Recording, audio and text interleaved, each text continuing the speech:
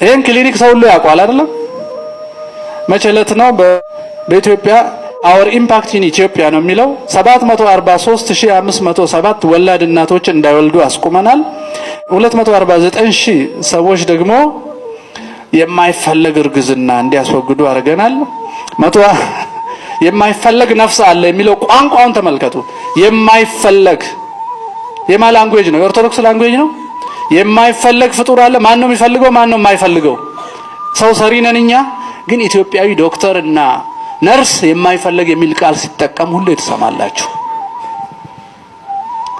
አትሉም? ሐኪሞች ነርሶች የማይፈለግ እርግዝና አትሉም? የማይፈለግ ሰው አለ? የማይፈለግ ዝሙት ለምን አንልም? የማይፈለግ ግብረ ሥጋ ግንኙነት ለምን አንልም? ለምን ውጤቱን የማይፈለግ እንላለን? ማን ነው የላከን? ማን ነው የጫነብን ሶፍትዌሩን? ግቢ ጉባኤ በዚህ መከራ ውስጥ ነው ያለው። ኢትዮጵያ ሲኪንግ ብርዝ ኮንትሮል ኮት ቢትዊን ቸርች ኤንድ ስቴት። የቅድስት ሥላሴ ካቴድራልን ፎቶ አንስተው ዜና ሲሰሩ ነው። ኢትዮጵያን ሴቶች ዝሙት መፈጸም ይፈልጋሉ። ዝሙቱ የሚያመጣውን ፍሬ ማጥፋት ይፈልጋሉ። ግን ቤተክርስቲያን እንቅፋት ሆነችባቸው ነው የሚለው ርዕሱ። ኢንተርቪው አድርጓታል። የተወሰኑ ኢትዮጵያን ሴቶችን ኢንተርቪው አድርጓል። ቤተክርስቲያን እየጸለየች ነው ኢንተርቪው ያደርጓት። ፈልጋለሁ ግን እነዚህ ቄሶች እያወገዙ አስቸገሩኝ ብላ ነው የነገረቻቸው። 4 ዩኒቨርሲቲ መቀሌ፣ ጅማ፣ አለማያና ጎንደር ነው የምናየው አዋሳን ጨምሮ 6233 ናሙና ተማሪዎች መካከል 62ቱ አልኮል፣ 46ቱ የጫት፣ 20% የሲጋራ ሱሰኛ ናቸው። 29.71% ግብረ ሥጋ ግንኙነት የፈጸሙ ናቸው። በ12 ወር ውስጥ ነው። ባለፉት 12 ወር ውስጥ ግብረ ሥጋ ፈጽሟል ተብሎ ነው የሚጠየቀው ሰውየው። ስለዚህ 29% በ12 ወር ውስጥ ግብረ ሥጋ ፈጽሟል ከናሙና ውስጥ። ከዚህ መካከል 31% ከአንድ ሰው በላይ ነው ግብረ ሥጋ የፈጸሙት። 26% ያለ ኮንዶም ነው። እሱ የኛ ችግር አይደለም።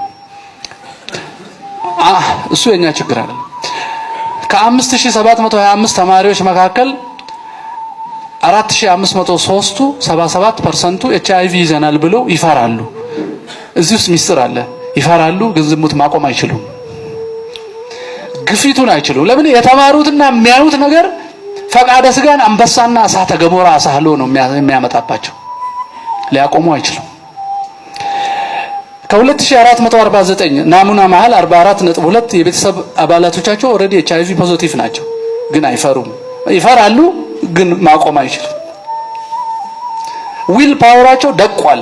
ከሃይማኖት ስለራቁ ትምህርት ማስታወቂያና የማይገባ ምክር ስለሚጫናቸው 59% በላይ ሁለተኛ ደረጃ እያሉ ነው ዝሙት የጀመሩት። ከ17 ዓመት በፊት 17 እድሜ ሳይሞላቸው ነው የሚጀምሩት 60% ማለት ነው። ይሄ የተጠናው ግንቦት 2011 የዛሬ 6 ዓመት ነው። ዛሬ ምን እንደሚሆን አስቡ፣ እሳቱ የት እንደደረሰ። በተጨማሪም የጥናቱ አቅራቢ አቶ ፋንታሁን ዋቄ እንዳሉት ከ6 ዓመት በፊት በተደረገው ጥናት የግብረ ሰዶማውያን ቁጥር በሴቶችና በወንዶች አሳሳቢ በሆነ ሁኔታ በአራቱም ክልል እየጨመረ እንደመጣ አስቀምጠዋል። በእነዚህ ጥቂት በሚባሉ ተማሪዎች ላይ የተደረገ ጥናት ይህንን የመሰለ ውጤት ካመጣ ሰፊ ጥናቶች ቢደረጉና አሁን ያለው ሁኔታ ቢታይ ችግሩ ከዚህም በላይ ሊሆን እንደሚችል ከፍተኛ ስጋታቸውን አስቀምጠዋል። እንግዲህ ወጣቶቻችን የምናገለግለው ሰው እኛንም ጭምር የሚያሳዝነው ቤተሰብም ነው። አሁን በዚህ ደረጃ ባይዘቅጥም ቤተሰብ ራሱ ይሄንን ፈጽሞ ልጆቹ የሚቋቋሙበትን መሳሪያና ስልት አያውቅም። በልጅ አስተዳደግ ልጆቹ የተከበቡት በጌም ጾታዊና ዝሙታዊ በሆኑ አለባበስ ዘመኑን በመዋጀት አሉታዊ የባዕዳን ፍልስፍናን በመከተል አሉታዊ ሚዲያ ከባቢ ዓለምን ረቂቅ ያልተገነዘበ ዓለምን ርቀታዊ የሆነ ስልት ያልተገነዘበ የተቀደሰ ባህል። ይሄ እንግዲህ ወላጁ ራሱ አልተገነዘበም። ልጁ ወደዛ ነው የሚልከው። አልተገነዘበም። ከመመናን ወላጆች ሁሉ ምን ይጠበቃል? እንግዲህ በኋላ ትወያዩበታላችሁ። ማቆም ስላለብኝ ማለት ነው። ቆም ማለት ውሳኔ ነው። ቀላል ነው። በቤቴ ስንት ሰዓት ነው ቴሌቪዥን የሚታየው? የትኛው ቻናል ነው የሚታየው?